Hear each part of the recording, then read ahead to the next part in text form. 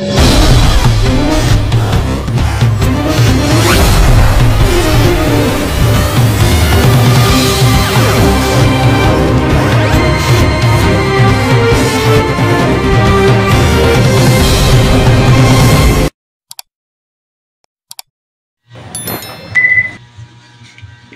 good evening.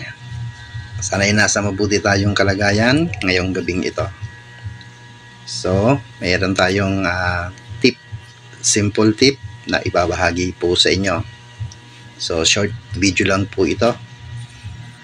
So, hindi pa po nakapag-subscribe dito sa ating channel. So, please subscribe my channel. Then, paki-like and share na rin. Then, hit na rin ang notification bell para lahat ng video na i-upload ko ay updated po kayo. So guys, tara, umpisa na natin. So ito pong chamber natin, titres lang po ito. Tres ang diameter po. Ayan. So ang nozzle po niyan is 1/3. So ipapakita ko po sa inyo kung ano po yung ginawa natin na para madaling linisin and madaling tanggalin yung carbon na dumidikit dito sa ating chamber. So tanggalin muna natin yung ating nozzle.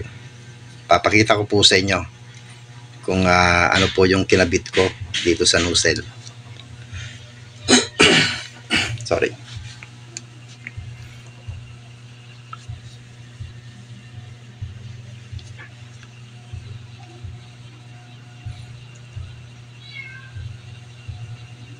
So, ito po siya. So, nilagyan ko po ng manipis na plain sheet sa ilalim ng nozzle. So, ayan. So, pasensya na guys. Medyo pangit yung welding ko kasi manipis yung yung plain sheet natin. Temporary lang po yan. So, ikakabit ko po dyan yung medyo makapal. So, ipapakita ko lang po guys sa inyo kung ano po yung magandang protection para hindi kumapit yung carbon doon sa chamber. So ito po yung naisip kong paraan. So meron po akong nakitaan ito na vlog kay Jaime Vlog. So ang ginawa po niya, naglagay din po siya ng plate pero hindi po ikinabit sa nozzle. So ipinasok lang niya po sa nozzle, then diretso po sa flooring ng chamber. So ako po ang ginawa ko, kinabit ko po yung plate para pagtanggal mo po sabay na po yan. So yan, papasok mo lang po. So madali lang po. So then threaded po yung yung pinaka base ng ating nozzle. So karaniwan na ginagawa natin.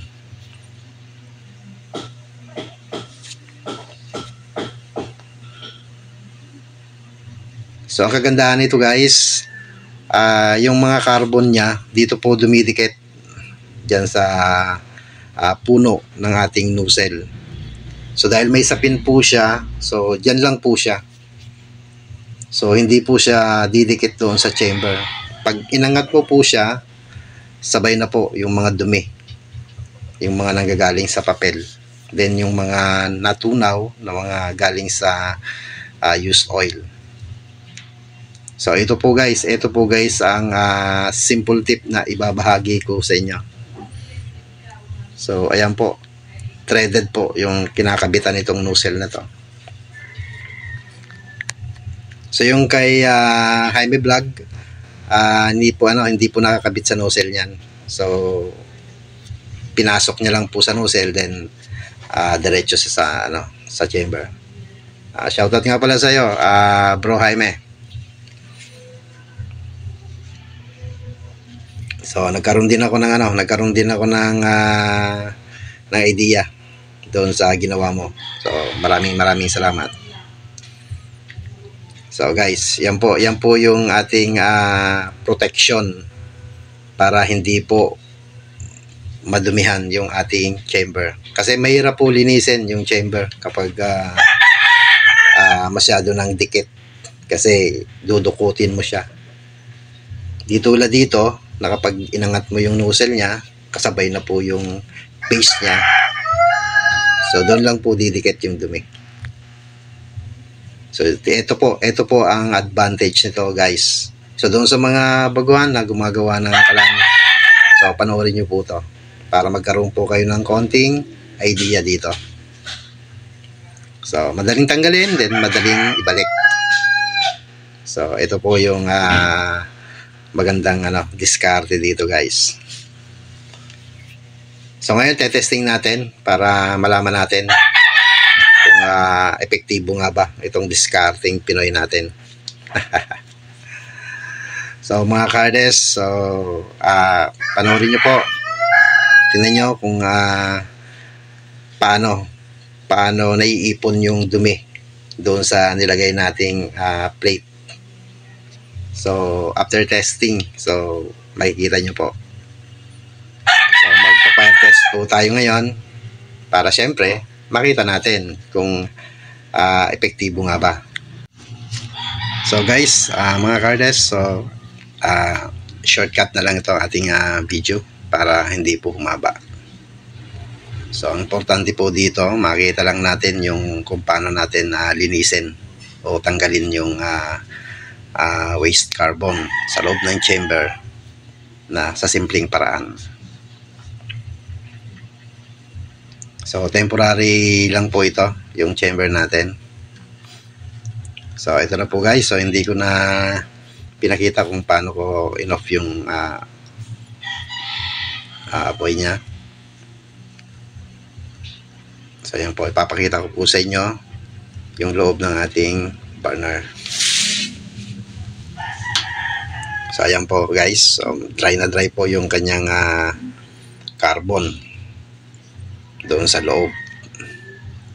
So natuyo po. Ayan. So tatanggalin po natin yan para makita natin. So yan po, guys, so temporary pa lang yan kasi wala tayong elbow kaya pataas yung ating blower. So ayan po, kung nakikita nyo po, guys, tuyong-tuyo po yan. So natuyuan po ng langis.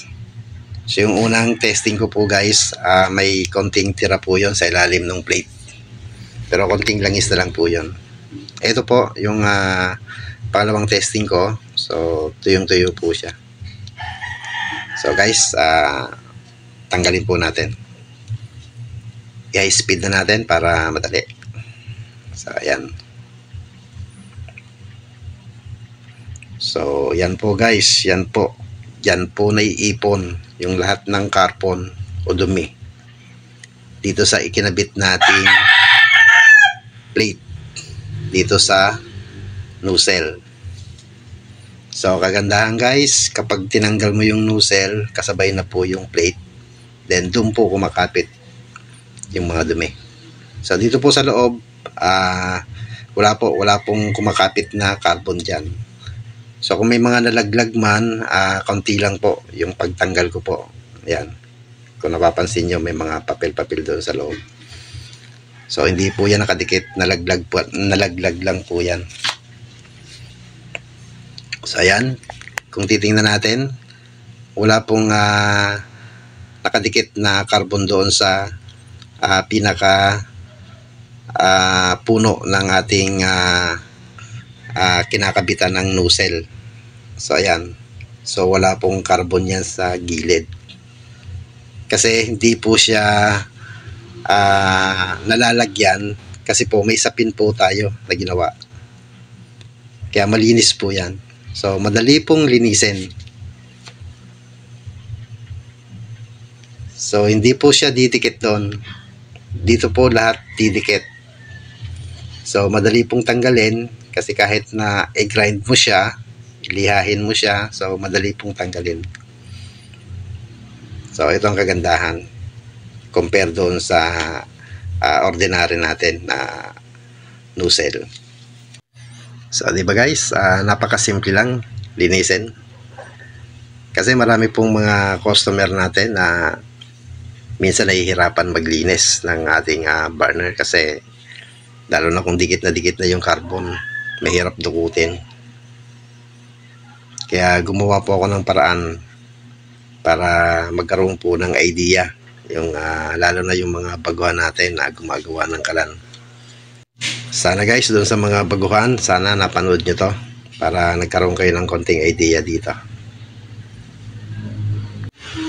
So guys, hanggang dito na lang ating video. So maraming salamat po sa lahat ng nanood, sa lahat ng mga subscriber at sa lahat ng mga supporter ko.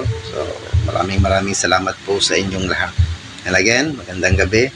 God bless.